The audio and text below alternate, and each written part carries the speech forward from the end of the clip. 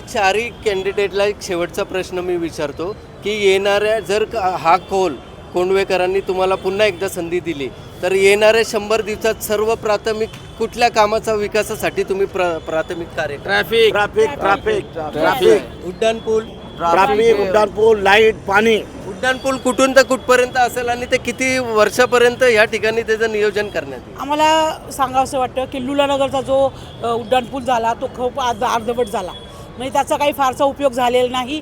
परंतु आम्ही असं वाटतं ठरवलं आहे की ज्योती हॉटेलपासनं खडी मशीनपर्यंत असा एक उड्डाणपूल व्हावा किंवा रोड वायडिंग व्हावं गावातलं. ह्या दोन्ही आम्ही याच्यासाठी प्रयत्न करतो आहे की गावातला जो रोड आहे तो मोठा करा, नाही तर आम्हाला तिथून खडी मशीनपर्यंत उड्डाणपूल द्यावा, यासाठी आम्ही प्रयत्नशील राहणार आहे. कारण या ट्रॅफिकमध्ये आमच्या सर्वांचे 2-2 तास महत्त्वाचे व्हायला जात आहेत.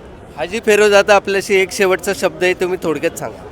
आमचं एवढंच म्हणणं आहे की जेवढे विरोधक थांबले आहे, जेवढे प्रश्न आम्हाला विचारले त्याच्यामधलं अचं ब कळत असेल तर त्यांना ते प्रश्न विचारा. मी त्यांना आव्हान करतो की जेवढे पण MIMमधून काँग्रेसमधून जेवढे पण पक्षमधून थांबलेले जे विरोधक थांबले त्यांना त्यांच्या कामाची त्यांना पावती दाखवायला सांगा, कामावरून मतं मागायला सांगा.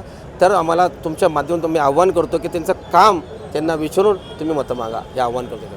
तुम्ही आता सध्या विकास कामावरती मतं मागणार आहे का जातीवादवर मतं? 100% विकासावर मागणार आहे. ज्या ठिकाणी ज्या रस्त्यामध्ये ज्या गल्लीमध्ये आम्ही काम केलं नाही, माझ्या प्रभाग 27मध्ये त्या ठिकाणी आम्ही मतं मागायला जाणार नाही.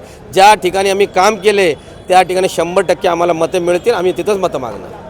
गफूर भाई, आपण काय बोलणार आता एक शेवटचा शब्द? बस आखिर काम बोलता है मेरे भाइयों.